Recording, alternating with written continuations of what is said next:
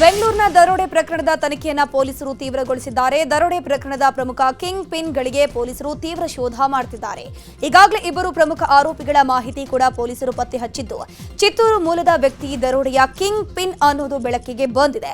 ದರೋಡೆಗೆ pre plan ಮಾಡಿದ್ದ ಆರೋಪಿಗಳು ನಕಲಿ ನಂಬರ್ ಪ್ಲೇಟ್ಗಳನ್ನು ರೆಡಿ ಮಾಡಿಕೊಂಡಿದ್ರು. ಸದ್ಯ ಹಣ ಸಾಗಿಸಿದ ಇನೋವಾ ಕಾರನ್ನ ಗಡಿಪಾಲಾದ ಬಳಿಕ ನಿಲ್ಲಿಸಿ ಅಲ್ಲಿಂದ ಎಸ್ಕೇಪ್ ಆಗಿದ್ದಾರೆ. ಇಡೀ ಗ್ಯಾಂಗ್ ಬೇರೆ ಬೇರೆ ಚದುರಿದ್ದು ಪೊಲೀಸರು ಚಿತ್ತೂರು, ವೇಲೂರು, ತಿರುಪತಿ ಸುತ್ತಮುತ್ತ ಶೋಧ ಕಾರ್ಯ ಮುಂದುವರೆಸಿದ್ದಾರೆ. ಬೆಂಗಳೂರಲ್ಲಿ ನಡೆದ 7 ಕೋಟಿ ದರೋಡೆ ಪೊಲೀಸರಿಗೆ ಕಗ್ಗಂಟಾಗಿದೆ. ದರೋಡೆಕೋರರು ದರೋಡೆಗೂ ಮುನ್ನ ಪ್ರೀ ಪ್ಲಾನ್ ಮಾಡಿದ್ದಾರೆ. ದರೋಡೆಗೂ ಮುನ್ನ ರೂಟ್ ಮ್ಯಾಪ್ ಮಾಡಿದ್ದು, ಅದರಂತೆ ಎಸ್ಕೇಪ್ ಆಗಿದ್ದಾರೆ. ಸಿಗ್ನಲ್, ಸಿಸಿಟಿವಿ, ಟೋಲ್ ಮರೆಮಾಚಲು ರೂಟ್ ಮಾಡಿಟ್ಟು ಅದರಂತೆ ದರೋಡೆ ನಡೆಸಿ ಯಶಸ್ವಿಯಾಗಿ ಪೊಲೀಸರಿಗೆ ಸಿಗದೆ ಎಸ್ಕೇಪ್ ಆಗಿದ್ದಾರೆ. ಹೆದ್ದಾರಿ ಮಾರ್ಗದಲ್ಲಿ ಹೋಗದೆ ಹಳ್ಳಿಗಳ ಮೂಲಕ ದರೋಡೆಕೋರರು ಎಸ್ಕೇಪ್ ಆಗಿರೋದು. ಬೆಂಗಳೂರಿನಲ್ಲಿ ನಡೆದ ದರೋಡೆಗೆ ಬಳಸಿದ ಇನೋವಾ ಕಾರು ಪತ್ತೆಯಾಗಿದೆ. ಚಿತ್ತೂರಿನಲ್ಲಿ ಕಾರನ್ನ ಬಿಟ್ಟು ರಾಬರ್ಸ್ ಎಸ್ಕೇಪ್ ಆಗಿದ್ದಾರೆ. ಪತ್ತೆಯಾದ ಕಾರನ್ನ ಪೊಲೀಸರು ಸೀಸ್ ಮಾಡಿ ಪರಿಶೀಲನೆ ಮುಂದುವರೆಸಿದ್ದಾರೆ. ಯುಪಿ ನೋಂದಣಿಯ ನಂಬರ್ ಪ್ಲೇಟ್ ಅಳವಡಿಸಿ ಗ್ಯಾಂಗ್ ಎಸ್ಕೇಪ್ ಆಗಿದೆ.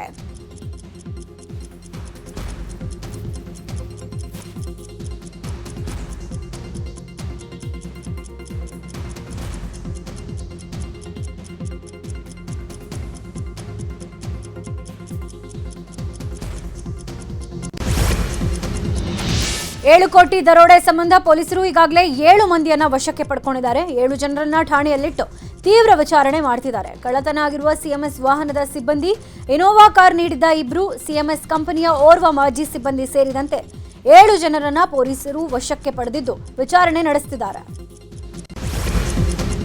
ಬೆಂಗಳೂರಿನಲ್ಲಿ ನಡೆದ 7 ಕೋಟಿ 11 ಲಕ್ಷ ರೂಪಾಯಿ ದರೋಡೆ ಪ್ರಕರಣಕ್ಕೆ ಸಂಬಂಧಪಟ್ಟಂತೆ ರೋಚಕ ತಿರುವು ಪಡ್ಕೊಳ್ತಾ ಇದೆ.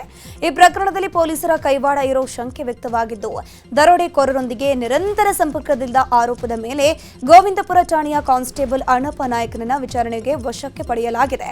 ಇನ್ನು ಬೆಂಗಳೂರಿನ ದಕ್ಷಿಣ ವಿಭಾಗದ ಪೊಲೀಸರು ಅಣ್ಣಪ್ಪನನ್ನ ವಶಕ್ಕೆ ಪಡೆದು ವಿಚಾರಣೆಯನ್ನ ಮುಂದುವರೆಸಿದ್ದಾರೆ. 7 ಕೋಟಿ ರಾಬರಿ ಪ್ರಕರಣದಲ್ಲಿ ಮಾಜಿ ಸೈನಿಕನ ಮಕ್ಕಳಿಬ್ಬರ ಕೈವಾಡ ಇರೋ ಶಂಕೆ ವ್ಯಕ್ತವಾಗಿದೆ. ಹೀಗಾಗಿ ಅನುಮಾನದ ಮೇಲೆ ಮಾಜಿ ಸೈನಿಕ ಮಕ್ಕಳನ್ನ ಪೊಲೀಸರು ಹುಡುಕಾಟ ನಡೆಸಿದ್ದಾರೆ. ಚಿತ್ತೂರಿನ ಗುಡಿಪಾಲ ಮೂಲದವರಾಗಿರೋ ರಾಕೇಶ್ ಮತ್ತು ರವಿ ಅನ್ನುವವರಿಗೆ ಪೊಲೀಸರು ಹುಡುಕಾಡ್ತಾ ಇದ್ದಾರೆ. ಈ ಇಬ್ಬರು ಬೆಂಗಳೂರಲ್ಲೇ ಕೆಲಸ ಮಾಡ್ಕೊಂಡಿದ್ರು. ಗುಡಿಪಾಲದ ಬಳಿ ಕಾರು ಪತ್ತೆ ಹಿನ್ನೆಲೆ ಇವರಿಬ್ಬರ ಕೈವಾಡದ ಬಗ್ಗೆ ಪೊಲೀಸರಿಗೆ ಶಂಕೆ ಇದೆ. ಬೆಂಗಳೂರು ದರೋಡೆ ಪ್ರಕರಣದ ತನಿಖೆ ಚುರುಕುಗೊಂಡಿದೆ. 3 ಡಿಸಿಪಿಗಳ ನೇತೃತ್ವದಲ್ಲಿ ತನಿಖೆ ನಡೆಯುತ್ತಾ ಇದ್ದು, ಇನ್ನೂ 7 ಕೋಟಿ ಹಣ ಪತ್ತೆಯಾಗಿಲ್ಲ. ಈವರೆಗೆ ಸುಮಾರು 1500ಕ್ಕೂ ಹೆಚ್ಚು ಸಿಸಿಟಿವಿಗಳ ಪರಿಶೀಲನೆ ಆಗಿದೆ ಮತ್ತು 2000ಕ್ಕೂ ಹೆಚ್ಚು ಫೋನ್ ಕರೆಗಳ ಪರಿಶೀಲನೆ ಮಾಡಲಾಗಿದೆ. ತಾಂತ್ರಿಕ ನೆರವಿಗಾಗಿ ಪ್ರತ್ಯೇಕ ತಂಡ ರಚನೆ ಮಾಡಲಾಗಿದ್ದು, ದರೋಡೆಕೋರರ ಬೆನ್ನು ಬಿದ್ದಿದ್ದಾರೆ ಪೊಲೀಸರು. ದರೋಡೆ ಸಂಬಂಧ ಗೃಹ ಸಚಿವ ಪರಮೇಶ್ವರ್ ಕೂಡ ರಿಯಾಕ್ಷನ್ ಕೊಟ್ಟಿದ್ದಾರೆ. ದರೋಡೆ ಪ್ರಕರಣದಲ್ಲಿ ಬಹಳ ಮುಖ್ಯವಾದ ಲೀಡ್ ಸಿಕ್ಕಿದೆ, ಅದನ್ನ ನಾನು ಹೇಳೋದಿಲ್ಲ, ಆದಷ್ಟು ಶೀಘ್ರವಾಗಿ ಅವರನ್ನ ಹಿಡಿದು ಹಾಕ್ತೀವಿ ಅಂತ ಹೇಳಿದ್ದಾರೆ. ನವೆಂಬರ್ ಕ್ರಾಂತಿ ಮಧ್ಯೆ ಇಂದು ಮತ್ತೆ ಸಿಎಂ ಸಿದ್ದರಾಮಯ್ಯ ಮೈಸೂರು ಪ್ರವಾಸವನ್ನ ಕೈಗೊಂಡಿದ್ದಾರೆ. ಇಂದು ವಿವಿಧ ಕಾರ್ಯಕ್ರಮಗಳಲ್ಲಿ ಸಿಎಂ ಸಿದ್ದರಾಮಯ್ಯ ಭಾಗಿಯಾಗಲಿದ್ದಾರೆ. ಬಿಸಿಎಂ ವಿದ್ಯಾರ್ಥಿ ನಿಲಯಗಳ ಹಿರಿಯ ವಿದ್ಯಾರ್ಥಿಗಳ ಸಂಘ ಆಯೋಜನೆ ಮಾಡಿರುವ ಪ್ರಥಮ ವರ್ಷದ ಕನ್ನಡ ರಾಜ್ಯೋತ್ಸವ ಮತ್ತು ದೇವರಾಜ ಅರಸು ಎಲ್ಜಿ ಹಾವನೂರು ಪ್ರಶಸ್ತಿ ಪ್ರದಾನ ಸಮಾರಂಭದಲ್ಲಿ ಭಾಗಿಯಾಗಲಿದ್ದಾರೆ. ಕಾಂಗ್ರೆಸ್ನಲ್ಲಿ ಕುರ್ಚಿ ಗದ್ದಲ ಕ್ಲೈಮ್ಯಾಕ್ಸ್ ಹಂತಕ್ಕೆ ತಲುಪಿದೆ. ಒಂದ್ ಕಡೆ ದೆಹಲಿಗೆ ಡಿಕೆಶಿ ಟೀಮ್ ಹಾರಿದ್ರೆ, ಇತ್ತ ಕುರ್ಚಿ ಕ್ರಾಂತಿ ಬೆನ್ನಲ್ಲೇ ಬೆಂಗಳೂರಿಗೆ ಎಐಸಿಸಿ ಅಧ್ಯಕ್ಷ ಮಲ್ಲಿಕಾರ್ಜುನ್ ಖರ್ಗೆ ಆಗಮಿಸ್ತಾ ಇದ್ದಾರೆ. ಇವತ್ತು ಬೆಂಗಳೂರಿನಲ್ಲೇ ಖರ್ಗೆ ವಾಸ್ತವ್ಯ ಹೂಡಲಿದ್ದು ಭಾರೀ ಕುತೂಹಲ ಮೂಡಿಸಿದೆ. ಖರ್ಗೆ ಅವರ ಭೇಟಿಗೆ 2 ಬಣದ ನಾಯಕರು ಪ್ರಯತ್ನ ಪಡಬಹುದು. ಖರ್ಗೆ ಸಂಧಾನ ಸರ್ಕಸ್ ಅನ್ನು ಮಾಡಬಹುದು. ಕಾಂಗ್ರೆಸ್ನಲ್ಲಿ ಪವರ್ ಶೇರಿಂಗ್ ಫೈಟ್ ಜೋರಾಗ್ತಾನೆ ಇದೆ. ಸಿಎಂ ಕುರ್ಚಿ ಸಿಗದೆ ಡಿಸಿಎಂ ಡಿಕೆ ಶಿವಕುಮಾರ್ ಅಸಮಾಧಾನಗೊಂಡಿದ್ದಾರೆ. ಹೀಗಾಗಿ ನಿನ್ನೆಯಿಂದ ಯಾವ ಕಾರ್ಯಕ್ರಮದಲ್ಲೂ ಭಾಗಿಯಾಗದೆ ಬೇಸರವನ್ನ ಹೊರಹಾಕ್ತಾ ಇದ್ದಾರೆ. ನಿನ್ನೆಯಿಂದ ಮನೆಯಲ್ಲಿರುವಂತಹ ಡಿಕೆ ಶಿವಕುಮಾರ್ ಇಂದು ಕೂಡ ಮನೆಯಲ್ಲೇ ಉಳಿಯಲಿದ್ದಾರೆ. ಇಂದಿನ ಸಿಎಂ ಸಭೆಗೂ ಡಿಕೆ ಶಿವಕುಮಾರ್ ಭಾಗಿಯಾಗುವುದು ಬಹುತೇಕ ಡೌಟ್ ಅಂತ ಹೇಳಲಾಗ್ತಾ ಇದೆ. ಕುರ್ಚಿಗಾಗಿ ಫೈಟ್ ಮಾಡ್ತಾ ಇರೋ ಡಿಸಿಎಂ ಡಿಕೆಶಿಗೆ ಕೌಂಟರ್ ಕೊಡೋದಕ್ಕೆ ಸಿಎಂ ಬಣ ಮಾಸ್ಟರ್ ಪ್ಲಾನ್ ಮಾಡ್ತಾ ಇದೆ. ನೆನೆಯೇ ಸತೀಶ್ ಜಾರಕಿಹೊಳಿ ಮನೆಯಲ್ಲಿ ಸಿಎಂ ಆಪ್ತರು ಊಟದ ನೆಪದಲ್ಲಿ ಚರ್ಚೆ ನಡೆಸಿದ್ದಾರೆ. ಸಭೆಯಲ್ಲಿ ಸಿಎಂ ಸಿದ್ದರಾಮಯ್ಯ ಪರ ನಿಲ್ಲುವ ಬಗ್ಗೆ ಶಾಸಕರು ಚರ್ಚೆ ನಡೆಸಿದ್ದಾರೆ. ಯಾವುದೇ ಸಂದರ್ಭ ಬಂದರೂ ಸಿದ್ದರಾಮಯ್ಯ ಪರವೇ ನಿಲ್ಲಬೇಕು, ಸಿದ್ದರಾಮಯ್ಯ ಹೇಳದಂತೆ ನಡ್ಕೊಳ್ಬೇಕು ಅಂತ ತೀರ್ಮಾನ ಮಾಡಲಾಗಿದೆ. ಒಂದ್ ವೇಳೆ ಅಧಿಕಾರ ಹಸ್ತಾಂತರದ ಸನ್ನಿವೇಶ ಬಂದ್ರೆ ಅಹಿಂದ ವರ್ಗದವರೇ ಅಧಿಕಾರ ಉಳಿಸಿಕೊಳ್ಳುವ ಬಗ್ಗೆ ಚರ್ಚೆ ಮಾಡಲಾಗಿದೆ. ಅಧಿಕಾರ ಹಸ್ತಾಂತರದ ಬಗ್ಗೆ ಇನ್ನೂ ಕ್ಲಾರಿಟಿ ಸಿಗದೆ ಡಿಕೆ ಶಿವಕುಮಾರ್ ಕಂಗಾಲಾಗಿ ಹೋಗಿದ್ದಾರೆ. ಹೈಕಮಾಂಡ್ ನಿರ್ಧಾರಕ್ಕೆ ಕಾಯ್ತಿರುವಂತಹ ಡಿಸಿಎಂ ಡಿಕೆ ಶಿವಕುಮಾರ್ ಜಾಣ ಮೌನದ ಮೂಲಕ ಅಸಮಾಧಾನ ಹೊರಹಾಕ್ತಾ ಇದ್ದಾರೆ. ಈ ಬೆನ್ನಲ್ಲೇ ಡಿಸಿಎಂ ಡಿಕೆ ಶಿವಕುಮಾರ್ ಆಪ್ತರು ದೆಹಲಿಗೆ ತೆರಳಿ ಮಲ್ಲಿಕಾರ್ಜುನ ಖರ್ಗೆ ಅವರನ್ನ ಭೇಟಿ ಮಾಡಿದ್ದಾರೆ. ಕುಣಿಗಲ್ ಶಾಸಕ ರಂಗನಾಥ್ ನೇತೃತ್ವದ ಶಾಸಕರು ಖರ್ಗೆ ಅವರನ್ನ ಭೇಟಿ ಮಾಡಿ ಪವರ್ ಶೇರಿಂಗ್ ಬಗ್ಗೆ ಕ್ಲಾರಿಟಿಗೆ ಡಿಮ್ಯಾಂಡ್ ಮಾಡಿದ್ದಾರೆ. ಡಿಕೆಶಿ ಆಪ್ತರು ಸದ್ಯ ದೆಹಲಿಯಲ್ಲಿದ್ದ ವೇಣುಗೋಪಾಲ್ ಅವರನ್ನು ಭೇಟಿ ಮಾಡೋಕೆ ಮುಂದಾಗಿದ್ದಾರಂತೆ. ಡಿಸಿಎಂ ಡಿಕೆಶಿ ತಮ್ಮ ಆಪ್ತರ ಮೂಲಕ ದೆಹಲಿಯಲ್ಲಿ ಲಾಬಿ ನಡೆಸ್ತಾ ಇದ್ರೆ ಸಿಎಂ ಸಿದ್ದರಾಮಯ್ಯ ಕಾದು ನೋಡುವ ತಂತ್ರಕ್ಕೆ ಮೊರೆ ಹೋಗಿದ್ದಾರೆ. ಡಿಸಿಎಂ ಡಿಕೆಶಿ ಪರ ಲಾಬಿ ಮಾಡ್ತಿರೋರು ಯಾರು, ಡಿಕೆಶಿ ಹಿಂದೆ ಯಾರ್ಯಾರಿದ್ದಾರೆ, ಡಿಕೆಶಿ ಪರ ಎಷ್ಟು ಮಂದಿ ಶಾಸಕರು ನಿಲ್ತಾರೆ ಅಂತ ಲೆಕ್ಕಾಚಾರ ಹಾಕ್ತಿದ್ದಾರೆ. ಜೊತೆಗೆ ತಮ್ಮ ಆಪ್ತ ಬಳಗಕ್ಕೆ ಯಾವುದೇ ವಿವಾದಾತ್ಮಕ ಹೇಳಿಕೆಯನ್ನ ಕೊಡಬಾರದು ಅಂತ ಸಲಹೆಯನ್ನ ಕೊಟ್ಟಿದ್ದು ಪರಿಸ್ಥಿತಿಯನ್ನ ಸೂಕ್ಷ್ಮವಾಗಿ ಅವಲೋಕಿಸುತ್ತಿದ್ದಾರೆ. ನಿನ್ನೆ ರಾತ್ರಿ ಡಿಸಿಎಂ ಡಿಕೆ ಶಿವಕುಮಾರ್ ಆಪ್ತರ ಭೇಟಿ ವೇಳೆ ಎಐಸಿಸಿ ಅಧ್ಯಕ್ಷ ಮಲ್ಲಿಕಾರ್ಜುನ ಖರ್ಗೆ ಅಸಮಾಧಾನ ಹೊರಹಾಕಿದ್ದಾರೆ. ಭೇಟಿಗೆ ಬಂದ ಶಾಸಕರ ಜೊತೆ ಕುಳಿತು ಮಾತನಾಡದೆ ಮನೆ ಹೊರಗಿನ ಆವರಣದಲ್ಲೇ ಮಾತನಾಡಿಸಿ ವಾಪಸ್ ಕಳಿಸಿದ್ದಾರೆ. ಇಲ್ಲಿಗೆ ಯಾಕೆ ಬಂದ್ರಿ ಅಂತ ಪ್ರಶ್ನೆ ಮಾಡಿ ಏನೇ ಕೇಳೋದಿದ್ರು ಸೋನಿಯಾ ಗಾಂಧಿ ಹಾಗೂ ರಾಹುಲ್ ಗಾಂಧಿ ಅವರ ಮುಂದೆ ಚರ್ಚೆ ಮಾಡಿ ಅಂತ ಹೇಳಿದ್ದೇನೆ. ಇದೇ ವೇಳೆ ನಾನು ಪಕ್ಷಕ್ಕಾಗಿ ದುಡಿದಿದ್ದೇನೆ ಅಂತ ಹೇಳಿ ಖರ್ಗೆ ಅವರನ್ನ ವಾಪಸ್ ಕಳಿಸಿದ್ದಾರೆ. ಸಚಿವ ಸತೀಶ್ ಜಾರಕಿಹೊಳಿ ಮನೆಯಲ್ಲಿ ನಡೆದ ಡಿನ್ನರ್ ಮೀಟಿಂಗ್ ಬಗ್ಗೆ ಗೃಹ ಸಚಿವ ಪರಮೇಶ್ವರ್ ಪ್ರತಿಕ್ರಿಯೆ ಕೊಟ್ಟಿದ್ದಾರೆ. ಸಚಿವ ಸತೀಶ್ ಜಾರಕಿಹೊಳಿ ಮನೆಯಲ್ಲಿ ಊಟ ಮಾಡಿದ್ವಿ ಅಷ್ಟೇ, ದೆಹಲಿಗೆ ಹೋಗಿರೋರ ಬಗ್ಗೆ ಏನೂ ಚರ್ಚೆ ಮಾಡಿಲ್ಲ. ಯಾರ್ಯಾರು ದೆಹಲಿಗೆ ಹೋಗಿದ್ದಾರೆ, ಏನಕ್ಕೆ ಹೋಗಿದ್ದಾರೆ ಅಂತ ಅವರೇ ಒಬ್ಬೊಬ್ರು ಹೇಳಿಕೆ ಕೊಟ್ಟಿದ್ದಾರಲ್ಲ, ಹಾಗಾಗಿ ಅವ್ರ ಬಗ್ಗೆ ನಾವು ಮಾತನಾಡೋದು ಏನೂ ಇಲ್ಲ ಅಂತ ಹೇಳಿದ್ದಾರೆ. ಇನ್ನು ಯಾವ ಕ್ರಾಂತಿನೂ ಇಲ್ಲ, ಭ್ರಾಂತಿನೂ ಇಲ್ಲ ಅಂತ ಹೇಳಿದ್ರು.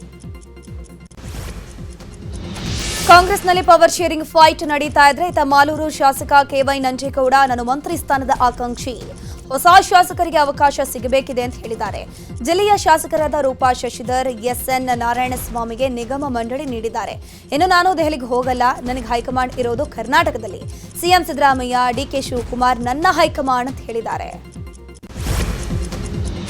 ಸಿದ್ದರಾಮಯ್ಯ ಕೊಟ್ಟ ಮಾತಿನಂತೆ ನಡೆಯೋರು, ಅಧಿಕಾರ ಹಂಚಿಕೆ ವಿಷಯದಲ್ಲೂ ಮಾತು ಕೊಟ್ಟಂತೆ ನಡ್ಕೊಳ್ತಾರೆ ಅಂತ ಡಿಕೆಶಿ ಆಪ್ತ ಹಾಗೂ ಶಾಸಕ ಇಕ್ಬಾಲ್ ಹುಸೇನ್ ಹೇಳಿಕೆ ಕೊಟ್ಟಿದ್ದಾರೆ.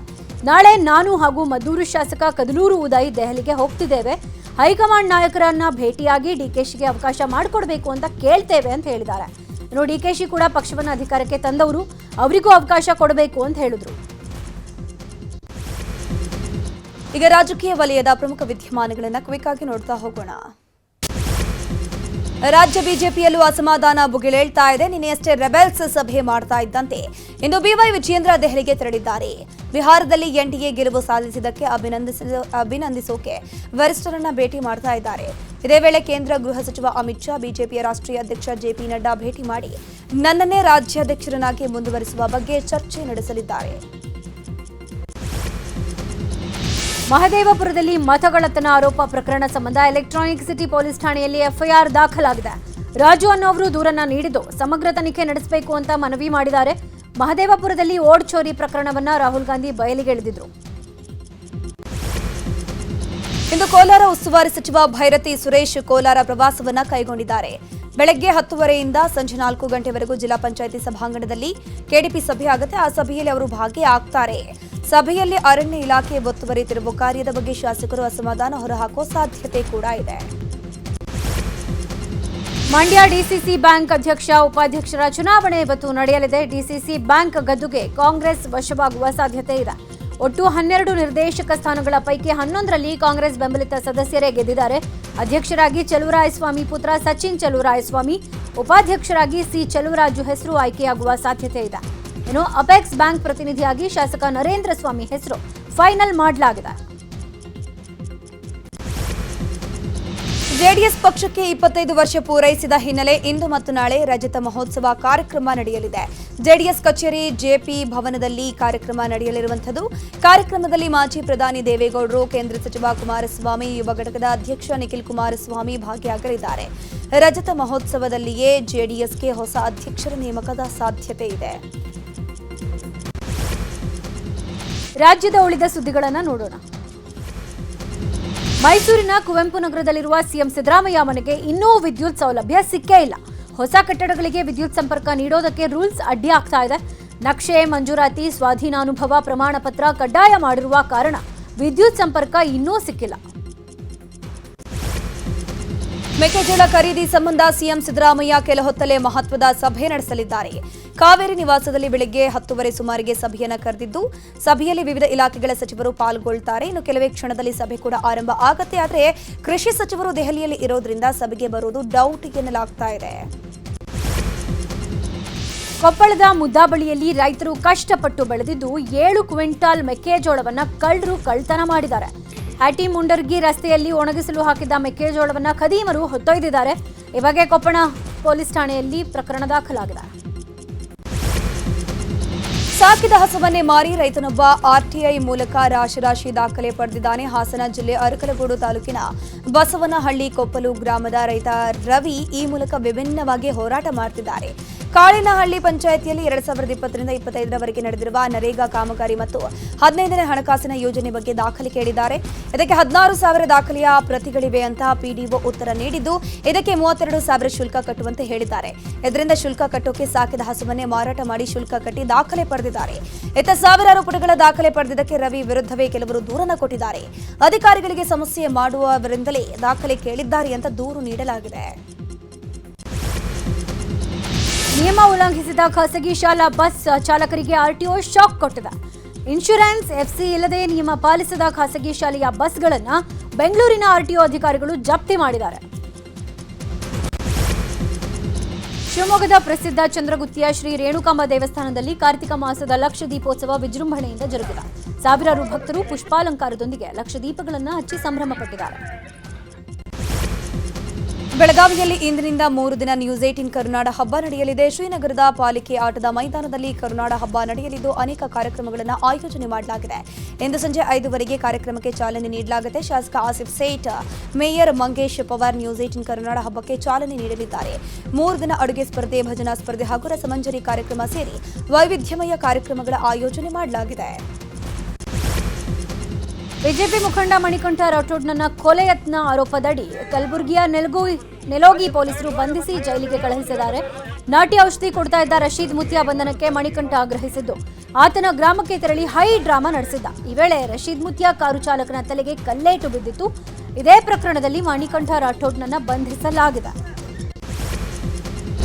ಪ್ರಧಾನಿ ಮೋದಿ ಇವತ್ತಿನಿಂದ 3 ದಿನ ದಕ್ಷಿಣ ಆಫ್ರಿಕಾ ಪ್ರವಾಸ ಕೈಗೊಂಡಿದ್ದಾರೆ. ಜೋಹಾನ್ಸ್ಬರ್ಗ್ನ G20 ನಾಯಕರ ಶೃಂಗಸಭೆ ನಡೆಯಲಿದ್ದು ಇದರಲ್ಲಿ ಪ್ರಧಾನಿ ಮೋದಿ ಭಾಗವಹಿಸುತ್ತಾರೆ. ಅಮೆರಿಕ ರಾಷ್ಟ್ರಪತಿ ಟ್ರಂಪ್ ಮಗ ಡೊನಾಲ್ಡ್ ಟ್ರಂಪ್ ಜೂನಿಯರ್ ವಂತಾರಾಗೆ ಭೇಟಿ ಕೊಟ್ಟಿದ್ದಾರೆ. ರಿಲಯನ್ಸ್ ಇಂಡಸ್ಟ್ರೀಸ್ ನಿರ್ದೇಶಕ ಅನಂತ್ ಅಂಬಾನಿ ಜೊತೆ ಟ್ರಂಪ್ ಜೂನಿಯರ್ ವಂತಾರ ವೀಕ್ಷಣೆ ಮಾಡಿದ್ದಾರೆ. ಬಳಿಕ ಗಣಪತಿ ಮಂದಿರದಲ್ಲಿ ದರ್ಶನವನ್ನ ಪಡೆದ ಟ್ರಂಪ್ ಜೂನಿಯರ್ ಇದಕ್ಕೂ ಮೊದಲು ಆಗ್ರಾದಲ್ಲಿ ತಾಜ್ ಮಹಲ್ಗೆ ಕೂಡ ಭೇಟಿ ಕೊಟ್ಟಿದ್ರು. ತಮಿಳುನಾಡಿನ ಕೊಯಮತ್ತೂರಿನಲ್ಲಿರುವಂತಹ ಖಾಸಗಿ ಕಂಪನಿಗೆ ಚಿರತೆ ನುಗ್ಗಿದೆ. ಕಂಪನಿ ಆವರಣದಲ್ಲಿ ಚಿರತೆ ಓಡಾಡೋ ದೃಶ್ಯ ನೋಡಿ ಸೆಕ್ಯೂರಿಟಿ ಗಾರ್ಡ್ ಭಯದಿಂದ ಓಡ್ ಹೋಗಿದ್ದಾರೆ. ಮಧ್ಯಪ್ರದೇಶದ ಕುನೋ ರಾಷ್ಟ್ರೀಯ ಉದ್ಯಾನವನದಲ್ಲಿ ಮುಖಿ ಎಂಬ ಹೆಣ್ಣು ಚೀತ 5 ಮರಿಗಳಿಗೆ ಜನ್ಮ ಕೊಟ್ಟಿದೆ. ಈ ಬಗ್ಗೆ ಮಧ್ಯಪ್ರದೇಶದ ಸಿಎಂ ಮೋಹನ್ ಯಾದವ್ ಕೂಡ ಎಕ್ಸ್ನಲ್ಲಿ ಮಾಹಿತಿ ಕೊಟ್ಟಿದ್ದಾರೆ. ಆಳ ಸಮುದ್ರದ ರಹಸ್ಯವನ್ನ ಭೇದಿಸೋಕೆ ಭಾರತ ಸಜ್ಜುಗೊಂಡಿದೆ. ಇದೇ ಯೋಜನೆಯ ಭಾಗವಾಗಿ ಮುಂದಿನ ವರ್ಷ ದೇಶದ ಉನ್ನತ ಸಾಗರ ಅಧ್ಯಯನ ಸಂಸ್ಥೆಯ 2 ವಿಜ್ಞಾನಿಗಳು ಸಮುದ್ರದ 500 ಮೀಟರ್ ಆಳಕ್ಕೆ ಇಳಿಯಲಿದ್ದಾರೆ. ವಿಯೆಟ್ನಾಂನಲ್ಲಿ ಧಾರಾಕಾರ ಮಳೆಯಿಂದಾಗಿ ಪ್ರವಾಹ ಮತ್ತು ಭೂಕುಸಿತ ಉಂಟಾಗಿದ್ದು 41 ಜನ ಸಾವನ್ನಪ್ಪಿದ್ದಾರೆ. ಪ್ರವಾಹದ ನೀರಿನಲ್ಲಿ ಹಲವು ಮನೆಗಳು ಮುಳುಗಿವೆ. ನಾಳೆ ಗುವಾಹಟಿಯಲ್ಲಿ ಭಾರತ ಹಾಗೂ ಸೌತ್ ಆಫ್ರಿಕಾ 2ನೇ ಟೆಸ್ಟ್ ಶುರುವಾಗಲಿದೆ. ಬೆಳಗ್ಗೆ 8:30 ಸುಮಾರಿಗೆ ಟಾಸ್ ಆಗಲಿದ್ದು 9 ಗಂಟೆಗೆ ಮ್ಯಾಚ್ ಆರಂಭ ಆಗಲಿದೆ. ಆಸ್ಟ್ರೇಲಿಯಾ ಇಂಗ್ಲೆಂಡ್ ನಡುವಿನ ರ್ಯಾಶಸ್ ಟೆಸ್ಟ್ ಟೂರ್ನಿ ಆರಂಭಗೊಂಡಿದೆ. 5 ಪಂದ್ಯಗಳ ಟೂರ್ನಿಯ ಮೊದಲ ಮ್ಯಾಚ್ ಪರ್ತ್ನಲ್ಲಿ ನಡೆಯುತ್ತಿದೆ. ಟಾಸ್ ಗೆದ್ದ ಇಂಗ್ಲೆಂಡ್ ಟೀಮ್ ಬ್ಯಾಟಿಂಗ್ ಮಾಡ್ತಾ ಇದ್ದು 7 ವಿಕೆಟ್ ನಷ್ಟಕ್ಕೆ 165 ರನ್ ಗಳಿಸಿದೆ. ಮಹಿಳೆಯರ ಕಬಡ್ಡಿ ವಿಶ್ವಕಪ್ನಲ್ಲಿ ಭಾರತ ತಂಡ ಹ್ಯಾಟ್ರಿಕ್ ಗೆಲುವಿನೊಂದಿಗೆ ಸೆಮಿಫೈನಲ್ಗೆ ಎಂಟ್ರಿ ಕೊಟ್ಟಿದೆ. ನಿನ್ನೆಯ 3ನೇ ಪಂದ್ಯದಲ್ಲಿ ಜರ್ಮನಿಯನ್ನ ಸೋಲಿಸಿ 6 ಅಂಕದೊಂದಿಗೆ ಅಗ್ರಸ್ಥಾನಕ್ಕೇರಿದೆ.